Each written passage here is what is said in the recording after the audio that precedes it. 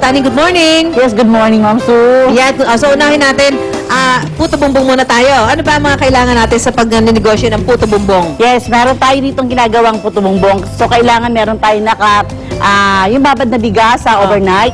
Then, papagiling natin siya. Sasamahan natin siya ng Bakit ka nagkukulay violet? Ayan. Ilalagyan natin additional food color. Ayun, food color. Kasi para ma-identify siya na puto bongbong talaga. So, paano yung ano niyan? Paano yung procedure niyan? So, ang procedure lang natin, magbababad tayo ng, ang ratio nito is 6 kilos of glutinous rice, malagkit. Okay. Then, 2 kilos of rice, yung ordinary rice. Okay. Ibababad natin siya ng sabay. Then, kinabukasan, paggiling natin. Pagigiling natin sa palengke. Patutuluin uli natin yan. Kasi, kailangan, tingnan nyo, para naman siyang granules na rin siya. Yes, okay. Pagkatapos sa titani, padadaanin pa rin niya sa sifter or para mag-granules ang lalabasan niya. Mapinong siya. Eto na, that's the time ilalagay na natin siya. Meron tayo naka-prepare na lansong. Tawag dito ay steamer. Ito yung nabibili natin, itong mga steamer na to. So, palengke mo. Palengke lang. Available yan sa ano. So, ilalagay mo sa lansong, ilalagay mo sa steamer. Siya. Tapos para pag malaman mong luto na siya, magiging parang ano siya, di ba? Yung ube. Okay, kulay, parang nagiging crystal siya. Yan. Mga ilang minutes yan dyan, tita? 10 minutes lang. 5 minutes, okay. 10 minutes is enough. Okay, pagka luto na yan, makikita nyo yung itsura niya. Luto na to. Yes, luto na ito. Yan. So, ito na yung pinaka-exciting na part dyan, yung pagtataktak. Kailangan meron kang Pangsulot. Pangsulot. Okay. So, ito yon. Yan, okay. Meron tayong naka-prepare dito na.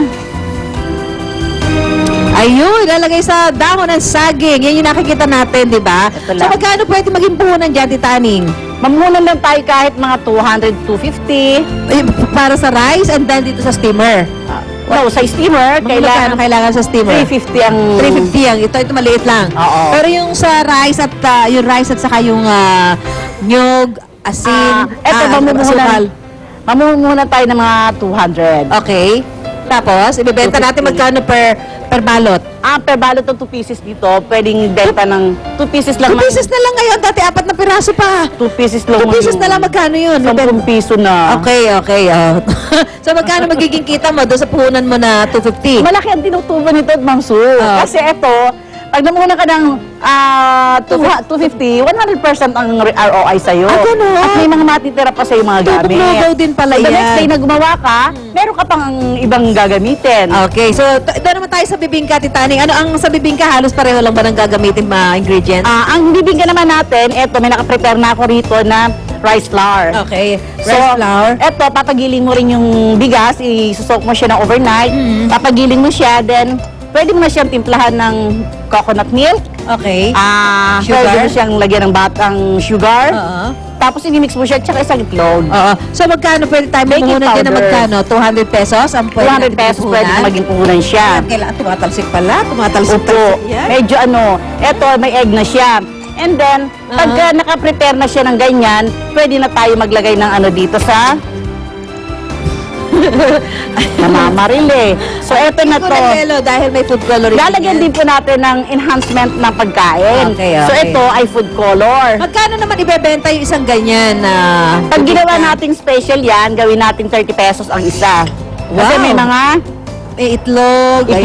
Yung salted egg, and then cheese. So, sasalang na natin to sa mga salangan. Ito, ilalagay na natin dito. Yung may apoy may baga sa ilalim at sa ibabaw para luto. Oo, tsaka sa ibabaw. Yan, okay. So, tapos, bebenta mo siya ng 25 pesos. Pag-ordinary lang. Pero pag special, pwede natin gawin 30 to 35. Kasi may mga, keso. Wala, actually, mura pa. Nagugul. Tapos, magkano magiging tubo mo dyan? Magkano magiging tubo mo dyan, titani? Malaki rin ang ating ROI nito kasi... Diba, namuhuna ka ng 300, magkano tubo mo? Mga 250 to 300 din kasi lahat na dyan may uling. Ayun, ating finished product, titani, pakita ko. Napakasarap naman ito. So, eto, Pasko na talaga. Ito yung ating finished product. Yung syempre, kung gusto nyo, lalagyan nyo ng lalagyan pa natin ng ibabaw. Ng salted egg yung ibabaw nyo habang nakasalang. Yon. Ayan. Tapos, kung kakainin na nila, ayun na. Ayan na. Meron gusto sa ibabaw. Ayan, okay. So, ito na ho ang ating mga pwedeng paging negosyo ngayong nalalapit na ho yung Kapasko. Okay. Lalo na pagkapanaho ng simbang gabi, di ba? Yan yung... so, ito yung sinasabi nating salted egg. Salted egg. Ayun, naku talaga naman. Mga ilang minuto ba bago maluto dyan, Tita Aning? 10 minutes 10 lang. minutes lang. Ayan, puhunan nyo. Yan o, huwag nyo iluluto sa mga gasol. Di ba? Dapat sa uling. Sa uling, Dapat kasi kayo- para maganda ang Kaya nga natin sinabing ano Tumatalsik yung amoy. Tumatalsik yung... May butas. May butas kasi. May butas kasi tumatalsik. Pero ayan, okay, at least Second nakita na ho yun. ninyo yung mga pwede ninyong pagkakitaan ngayong holiday season. Maliit na puhunan lamang ang inyong kailangan, pero malaki naman na magiging ikita Ang ninyo. kita ninyo, yun ang importante kaya dyan. nyo nang kuhanin dyan yung panggastos nyo para sa darating na Pasko. Maraming salamat, Tita Aning. Sige po, thank you. Ayan po ang ating mga pagkain ngayon. Food for the day, ang puto bumbong at bibingka. Magbabalik po ang unang hirit. Samantala, si Drew naman ay andun pa rin sa kainan. Ako, Drew, ano, busog ka na ba dyan?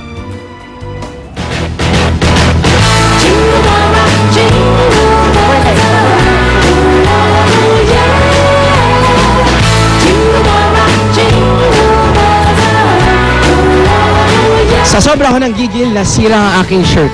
Yan o. Nagbabalik tayo ngayon dito sa Il Mercantin, ang pinakabagong food bazaar dito sa parking lot ng Metro Walk dito sa Ortigas Center, Pasig City. Now, meron sila dito 80 food stalls na, you can choose from. Okay, saan-saring mga pagkain. Unahin na muna natin ang kanilang mga rice meals, which are priced around 50 to 100 bucks. You name it, they got it. Meron silang lechon kawali, dinagoan, sisig, sweet and sour, shawarma, meron silang mga crustaceans dyan, meron din sila 2 putahes, tapos nun may isang kanin o 3 putahe on top of the kanin. Meron naman yan, kunyari filio, pasta, of course. Andiyan syempre yung classic spaghetti. I'm here. Classic spaghetti, pancit malabon. Nandiyan din syempre yung fettuccine. Nandiyan yung macaroni. Now, this is very interesting also. Bam! Camera 2. Fried chicken. Whoop, not just fried chicken, but Japanese fried chicken. Spicy, barbecue, teriyaki. Well, hindi masyadong spicy na barbecue, but these are really yummy Japanese spicy and Japanese buffalo wings. Boom! Now, punta naman tayo sa mga iba't ibang klaseng burgers. There you go. Papakita namin sa inyo mga burgers. Yung isa, stuffed. Stuffed yung isa may cheese sa loob na nako. Sarap! Sobra! You have your half-pounder burgers and you have your 2-inch thick stuffed pizza. I think 1 slice is good for 10. Okay, guess not. Meron din syempre ang classic bibingka at puto bumbong na siguradong sikat na sikat during Christmas. You also have mga pagkain mula sa Pampanga, yung ating mga kabalin. Birenghe ng Pampanga. At syempre, yung masarap na empanada mula sa Ilocos. Meron din akong binisita na food stall which serves medyo a different kind of dessert. Crispy chocolate dim sum. Tinikman ko yan, medyo very interesting and very yummy after eating yung mga putahe dito. Alright, next will be marami akong kilala na paborito ang Japanese food. They also have a sushi bar.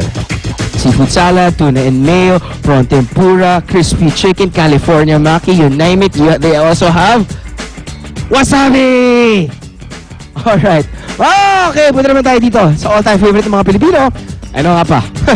Anyhow, you've got Betamax, syempre hotdog, manok, isaw, hindi mawawala lahat yan. Syempre, lechon kawali, liempo, kwek-kwek, fishball, idip niya yan sa matamis na sauce, idip niya yan sa maanghang na sauce, walang problema. Sangka pa, diba? Different strokes for different folks, different taste buds of different number cuts. Mamaya, sa aming pagbalik ba, papakita namin sa inyo yung mga iba't ibang pagkain na pwede pang regalo this Christmas. Magbabalik po ako ng hirit.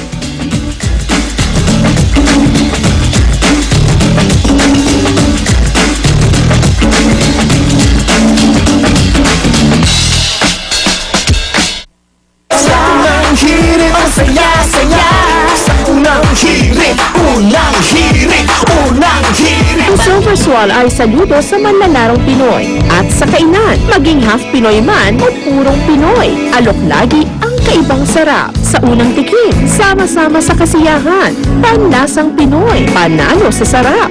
At sa mga di inaasahan, sama-sama pa rin sa chibugan. Silver Swan Soy Sauce, kalidad na panalo sa taste mo. Silver Swan Soy Sauce, ang original champion sa panlasang Pinoy at half Pinoy. March on to SM Home Goods Warehouse Sale. Super hot selections from up to 50% off is September 16 to 18 at Megatrade Halls 1, 2, and 3. Great savings on kitchen, glassware, classicware, linen, decor, and furniture sections.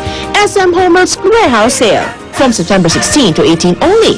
Got it all for you. Manila presents Asia to the World and the World to Asia at the biggest 4-in-1 franchising event, the Franchise Asia 2011. Be inspired by renowned franchise leaders, discover sound investment opportunities, and latest global trends. September 19 to 25, 2011, SMX Convention Center. Contact Philippine Franchise Association 687-0365 up to 67. Because you asked for it. We're bringing it to Manila for 2 nights, back-to-back. American Idol Live Tour, happening September 20 and 21 at the Araneta Coliseum. Don't miss the chance to see Casey, Haley, Jacob, James, Lauren, Naima, Paul, Pia, Scotty, Stefano, and Thea as they wrap up their world tour in Manila 2 nights in a row. American Idol Live Tour. Get your tickets now. Noted experts from the Philippines and the Asia-Pacific region explore the importance of building a culture of integrity across the corporate landscape